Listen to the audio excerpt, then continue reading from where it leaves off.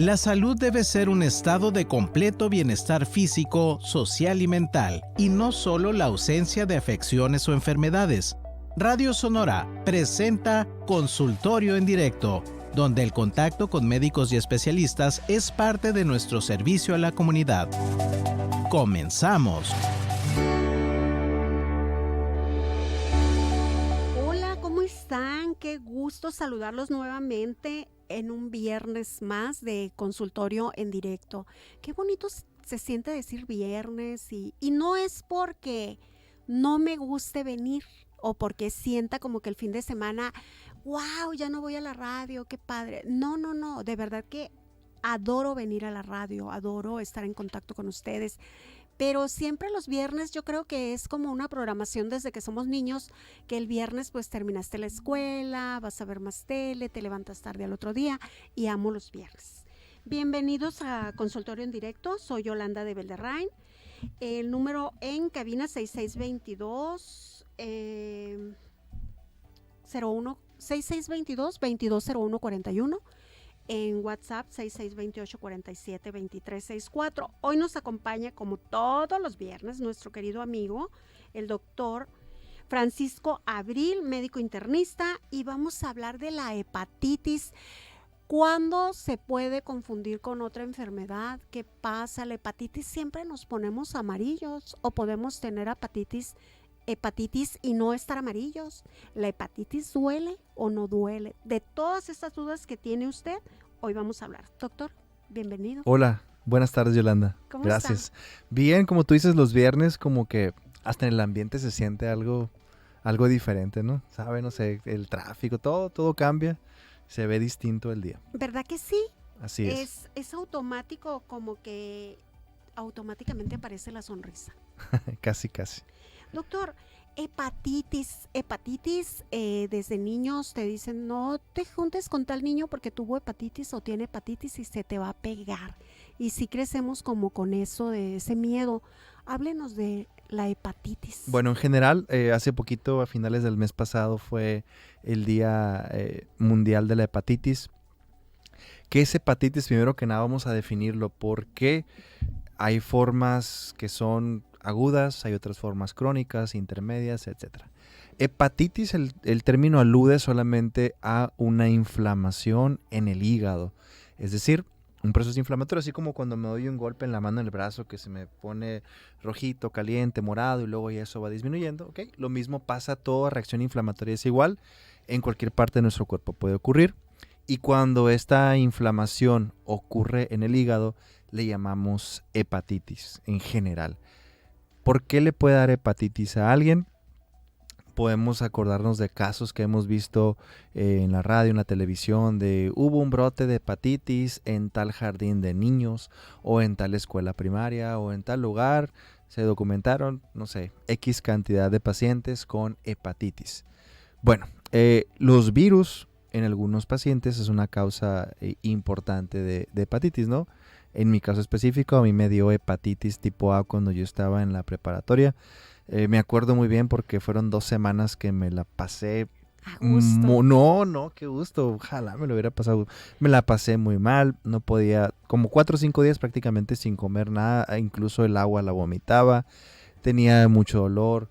Perdí peso. Me fue mal. Afortunadamente, cuando les da a los niños más pequeños algún tipo de estas hepatitis, no les va tan mal. Entonces, regresándonos un poquito en virus, tenemos virus propios que provocan la hepatitis, que se llaman virus de hepatitis. Tenemos virus de hepatitis A, hepatitis B, C, D, F, etc. Hay varias letras con las cuales se han designado este tipo de virus. Es una enfermedad relativamente común, sobre todo las formas que se contagian por alimentos contaminados, por personas que preparan alimentos y que no tienen una buena higiene de manos, etcétera. Estos es más frecuente que nos transmitan la hepatitis A. Es una de las principales causas, ¿no? También la hepatitis E también se puede transmitir de esta manera y pueden ser a cualquier edad. Hay brotes específicos en comunidades, en niños pequeños. Hay otro brote como a mediados de la vida, pero le puede pasar a una persona de cualquier edad, ¿no? Ok. Si consumiste algún alimento contaminado con virus de hepatitis A o hepatitis C, que son los más comunes en ese tipo de casos, te puede dar hepatitis. Va a depender de tu cuerpo. ¿Qué hace el virus? Este y los demás virus de hepatitis provocan una respuesta inflamatoria en el hígado. Entonces, liberan sustancias que le llaman a otras células del cuerpo que son las encargadas de defendernos. Estas producen a su vez otros mediadores químicos y por lo tanto crean una inflamación aguda en el hígado. Este tipo de pacientes generalmente sí se van a poner amarillos, van a tener dolor, náusea, vómito, etcétera, pero es un periodo de tiempo que se va a autolimitar, más o menos en un tiempo de 5 a 7 días, 5 a 10 días, el cuerpo va a salir adelante como todos los procesos virales restantes, ¿no? En algunos tipos de pacientes hemos visto casos de hepatitis de tipo A fulminante. No son tantos los pacientes afortunadamente, pero sí se han reportado pacientes que les dio una hepatitis inocente, porque la hepatitis A generalmente pues tiene buen pronóstico, etcétera, pero esos pacientes les pegó en la torre a todo el hígado. Hay que recordar también todas las funciones que tiene el hígado, no solamente es el laboratorio del cuerpo, ahí también se producen sustancias importantes para la coagulación, proteínas que nos ayudan a mantener la sangre circulando en nuestro cuerpo, es decir, el hígado es así, tiene múltiples funciones que cuando estas se van dañando, pues pueden poner en peligro nuestra vida, ¿no? Entonces a estos pacientes se les bajan las plaquetas, no coagulan, tienen problemas para la coagulación, se vuelve una catástrofe todo y pueden llegar a fallecer de una falla hepática aguda por hepatitis A. Como te comentaba, afortunadamente son poquitos los casos en los que pasa. También hablando del virus de la hepatitis, tenemos los demás virus de la hepatitis, que es la hepatitis B y hepatitis C. Estas generalmente son hepatitis de forma crónica, es decir, el paciente va a durar meses o años con el virus circulando en el cuerpo y durante el transcurso de ese tiempo va a haber periodos en los que se inflama el hígado, luego se desinflama un poquito, luego se vuelve a inflamar más intenso, luego baja, así van a estar fluctuando los episodios de inflamación en ese tipo de pacientes. El contagio de virus de hepatitis B y C generalmente es por vía sexual, por contacto sexual sin protección, por sangre, es decir, en hospitales, etcétera, canalizamos un paciente, le pusimos un suerito a un paciente, después alguien por error, médico, enfermero, algún personal de salud se picó con esa, de esta manera se puede transmitir por tatuajes, etcétera. Son las vías clásicas de transmisión de virus de hepatitis B y C, aunque hay un porcentaje también que no tenemos claro cómo se transmitió, que no tuvo relaciones sexuales de riesgo, no tuvo contacto con la sangre de algún paciente enfermo, etcétera, y no sabemos, simplemente pues le dio hepatitis B o C, pero no se define bien la causa. Okay. Estas formas, como te comentaba, generalmente tienden a cronificarse, es decir, a producir una hepatitis crónica. Algunos pueden ser precursores de cáncer de hígado también, de tanta inflamación repetitiva en el hígado, podemos llegar a tener cáncer de hígado, sobre todo en hepatitis C, pero también algunos pacientes pueden tener la buena suerte que les dio hepatitis B o C y le hicieron aguda y le eliminan el virus. O sea, lo eliminan y ya quedan curados prácticamente, ¿no? También es pequeño el porcentaje de pacientes, pero puede llegar a suceder. Para la hepatitis B tenemos vacunas, de hecho están en la cartilla de vacunación, vienen las vacunas de la hepatitis B. Para hepatitis C no tenemos vacunas. Muchas veces en estos pacientes no hay síntomas. ¿Por qué? Porque es un cuadro como que hacen una inflamación leve y la resuelven y luego la vuelven a hacer. Entonces, simplemente que vemos a veces, no, pues como que las pruebas en el perfil hepático, pedimos unos laboratorios y dentro del perfil hepático vienen unas que se llaman transaminasas, bilirrubinas, sí, deshidrogenasa láctica, fosfatasa alcalina, gamma glutamil transferasa, entre otras. Ya vemos, oye, este pacientito como que mira, tiene altas las transaminasas, el valor normal es hasta 35-40 más o menos de ellas, no, pues tiene 100, arribita de 100, la bilirrubina como que ahí se le quiere empezar a elevar, vamos a ver qué más tiene. Hacemos estudios, no, pues el hígado en el ultrasonido se ve bien, etcétera, pues parte del protocolo, panel viral y ahí sale positivo, ¿no? Positivo o hepatitis B o hepatitis C. Pero muchas veces estos pacientes no tienen síntomas, se la pasan bien a gusto porque no saben lo que tienen, hasta que llegó algo que por algún otro motivo les hicieron estudios o querían donar sangre, etcétera, y les rebotó y ¿sabes qué? No se o pudo. mira, las plaquetas como que están un poquito bajitas, algo raro trae. Pedimos estudios de extensión y ahí es donde nos encontramos con la sorpresa y hacemos así muchas veces el diagnóstico de hepatitis por medio de un hallazgo incidental, ¿no?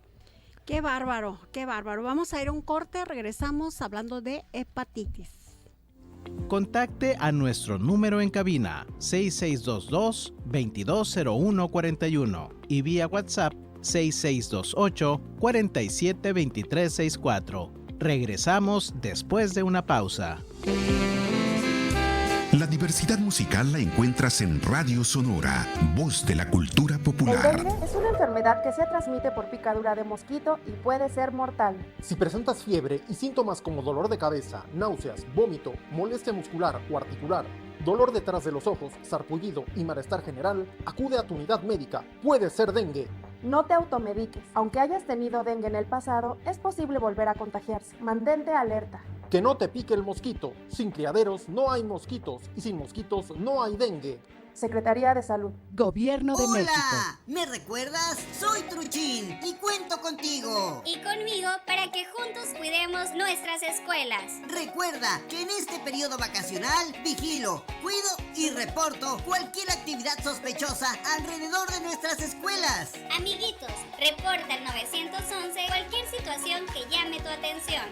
Hagamos equipo. Entre todos la cuidamos mejor. ¡Trucha con mi escuela! Gobierno de Sonora. El Gobierno de Sonora y DIF Sonora te invitan a pasar tus vacaciones en el parque infantil. Diviértete con el trenecito, la rueda de la fortuna, refréscate en el chapoteadero o viaja al espacio con nuestros nuevos lentes de realidad virtual. Te esperamos de martes a domingo desde mediodía hasta las 8 de la noche. Recuerda que contamos con área de juegos inclusivos. Ven y crea momentos inolvidables con tu familia. Sonora, tierra de oportunidades. La música regional sonorense en vivo por Radio Sonora. Comenzamos con Carlitos Rivera en De 8 a 10, seguido de Rafael Contreras con Puro Mezquite.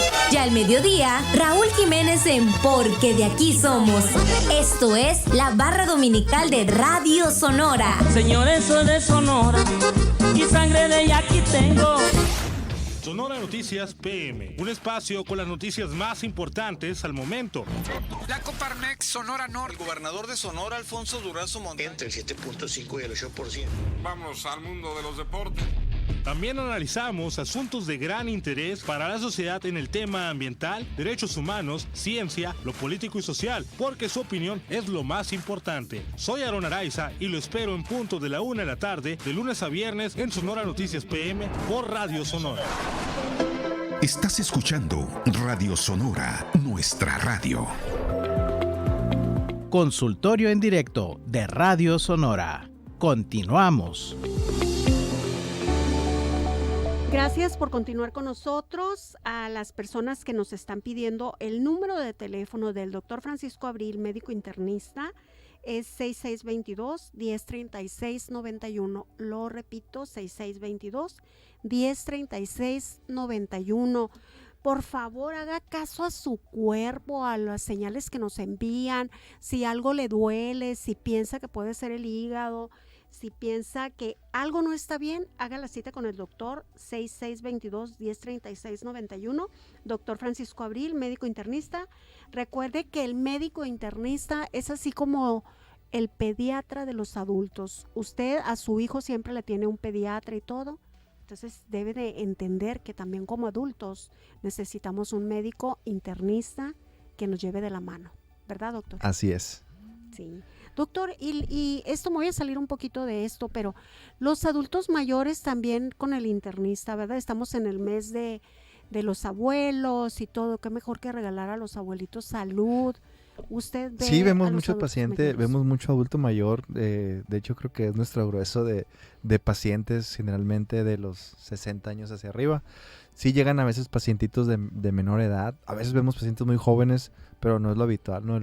La población más que más recuerdo nosotros son pacientitos arriba de 55, 60. Es que ya nos rechina todo. Oiga, doctor, hablando en el corte, yo estaba contándole la experiencia, mi anécdota al doctor Abril, de que en una ocasión yo fui diagnosticada con hepatitis, pero resulta que era la vesícula y se confundió porque daba datos de transaminasas y bilirrubinas y todo muy alto, miles, y estábamos seguros de que era hepatitis y no era hepatitis. Entonces hablemos un poquito de eso, cómo se diagnostica, cómo estar seguros de que es hepatitis para que esto no se convierta en algo grave. Ok, sí es muy importante y es algo que puede pasar con relativa frecuencia. El hígado pues está ahí en contacto estrecho con la vesícula que está justo abajito del hígado y también con un conducto que se llama colédoco, que va a comunicar hígado y vesícula con el intestino. Entonces es algo que llamamos ahí como, y luego abajo está el páncreas también. Puede haber síntomas de dolor en esa área generalizada.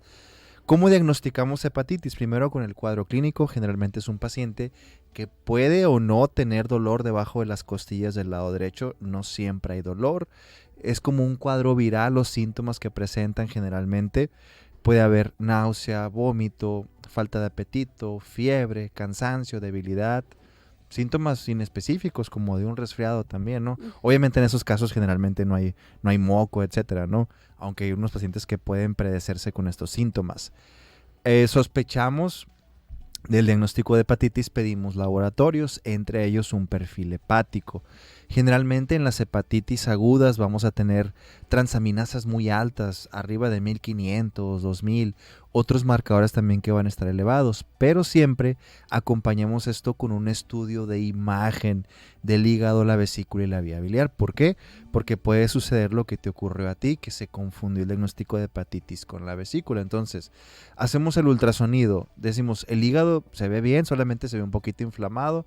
Ok, esto me apoya más hacia una hepatitis. O, ¿sabes qué? Mira, la vesícula se ve chonchita, se ve gordita, hay piedritas en la vesícula, la pared está engrosada. Ay, ¿sabes qué? Esto parece más la vesícula, aunque el cuadro clínico de la vesícula generalmente es distinto. El paciente le duele cuando come grasas, etcétera. Es un paciente de una edad un poquito más definida, aunque no siempre. Pero de todas maneras el ultrasonido nos da mucha información acerca de si está inflamado el hígado, o si el problema parece más de la vesícula, o si aparentemente hay una piedra atorada en ese conducto que llamamos, que se comunica con el intestino, que se llama colédoco. Toda esta información nos los va a dar el estudio de imagen. Por eso va de la mano los datos clínicos que el paciente presenta, los estudios de laboratorio y el estudio de imagen para descartar otras cosas. Más que nada en un paciente con hepatitis aguda, el estudio de imagen es para descartar algunas otras causas que se pueden parecer en cuanto a síntomas, ¿no? Volviendo un poquito, regresando a los pacientes con hepatitis B y C, que tienden a ser formas crónicas de hepatitis, actualmente hay tratamientos que son muy caros, sí, en algunas instituciones de salud cuentan con ellos, pero le dan al paciente, lo liberan prácticamente de este proceso, les quitan el virus como tal, eliminan el virus. ¿Qué pasa en estos pacientes cuando la hepatitis progresa? Son pacientes que les puede dar cirrosis hepática, así como los que toman mucho alcohol. Sí. Esos pacientes también pueden concluir en cirrosis hepática y todas las complicaciones. Otra causa de hepatitis que ya acabamos de mencionar, el alcohol. La hepatitis aguda por alcohol también es una entidad que tenemos que conocer. Son pacientitos que hacen un cuadro agudo de hepatitis después de una buena tomadera o que tenían tiempo tomando y de repente hicieron una hepatitis aguda. Esos pacientes también están en mucho riesgo de desarrollar cirrosis hepática en un futuro por la cantidad de alcohol que están ingiriendo. Aparte de los virus de la hepatitis que mencionamos, hay otros virus que también pueden producir hepatitis, citomegalovirus, Epstein-Barr, entre otros virus que también pueden cursar con hepatitis. No son tan frecuentes como los virus de la hepatitis, pero también algunos de estos les puede gustar y irse ahí al hígado, ¿no? Y provocar hepatitis. Y tenemos otro grupo de pacientes que son edades variables también, pero generalmente son pacientes adultos jóvenes entre 20 y 40 años que pueden desarrollar algo llamado hepatitis autoinmune. ¿Qué es esto?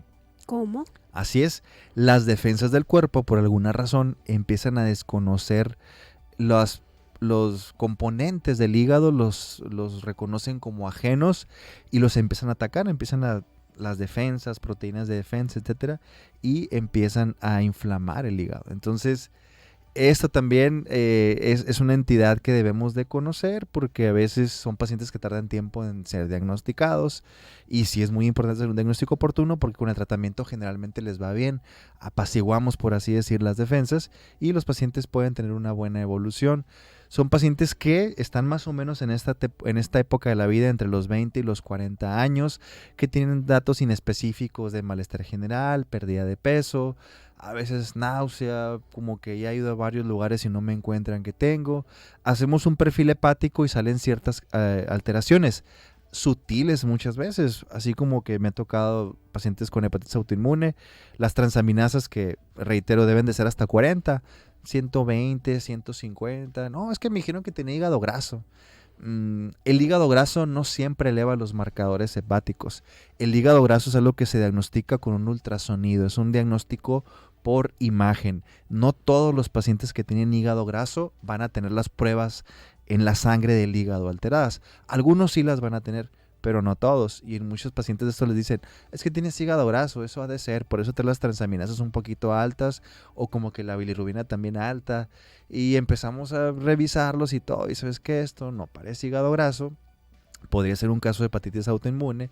Pedimos unos anticuerpos específicos para la sospecha de este diagnóstico y pues resulta que sí, ¿no? A veces, pues sí tiene hepatitis autoinmune, damos el tratamiento que son inmunosupresores básicamente, prednisona, satioprina, entre otros, y el paciente tiene un buen curso, ¿no? Pero es algo también hay que tomar en cuenta, que la hepatitis autoinmune puede llegar a ser una causa de pacientitos que tienen episodios así como que de hepatitis y luego me volvió a dar hepatitis. Generalmente la hepatitis A y la E no es como que se repitan, dan una vez en la vida y listo. Pueden volver a dar, sí, pero no es lo frecuente. Y hay muchos mitos en cuanto a si te da hepatitis tienes que comer mucho dulce, etcétera. Ajá. Esos son completamente mitos, ¿no? Un paciente con hepatitis debe llevar su dieta balanceada normal, con la cantidad adecuada de proteína, de grasa y de carbohidrato. No es como que me dio hepatitis y voy a comer dulces y nieve todo el día porque rico. Con eso se cura. No, como te decía al inicio también es un proceso viral que en la mayor parte de los pacientes el cuerpo solito se va a encargar de curarlo.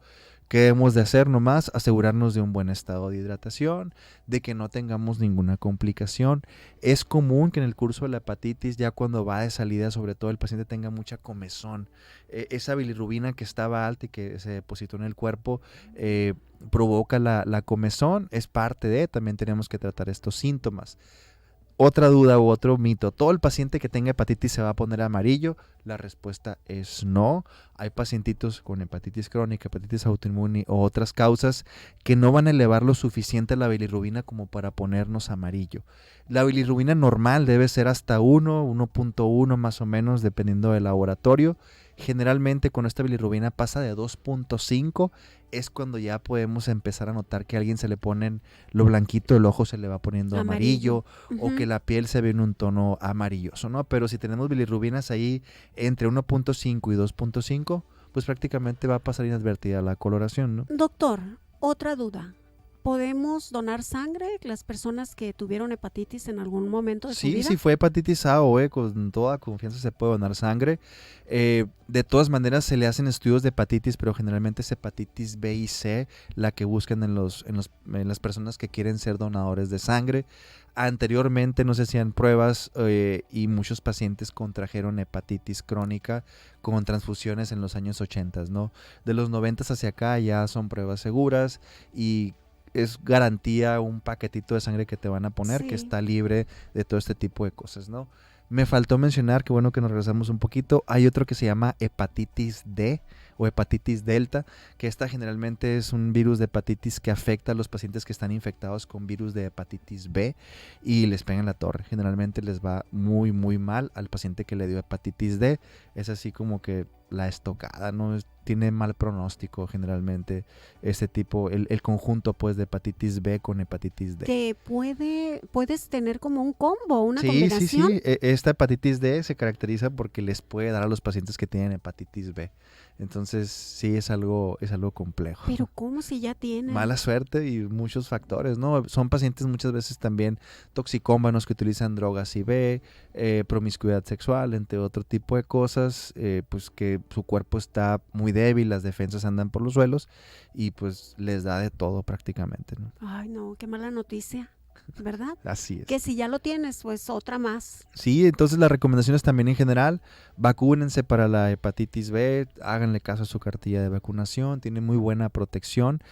Si tienen algún dato o un síntoma ahí medio raro, de como que a veces me duele la parte de abajo de las costillas y ya no tengo vesícula, o a veces ando así medio aflojerado, etcétera, pues vayan con su médico, ¿no? No está de más que dentro de su chequeo general les hagan un perfil hepático para ver cómo están estos marcadores del hígado y descartar o decir, ¿sabes qué? Tu hígado está bien, hay que buscarle por otro lado y ver de dónde vienen tus síntomas, ¿no? Como tú dices siempre, háganle caso a las señales que su cuerpo les da y no nos quedemos con que la hepatitis solamente da por virus. Hay otras causas que pueden darnos hepatitis, ¿no?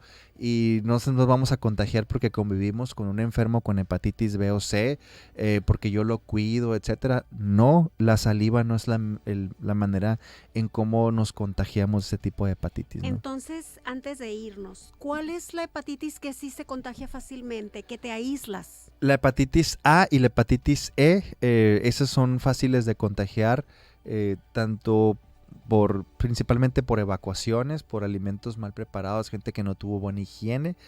Puede ser por contacto de saliva, pero es muy, muy bajo el porcentaje. Pero esas son las que aíslan al paciente generalmente, hepatitis A y E, porque todas sus excretas están cargadas de virus y pueden contagiar a otros pacientes, ¿no?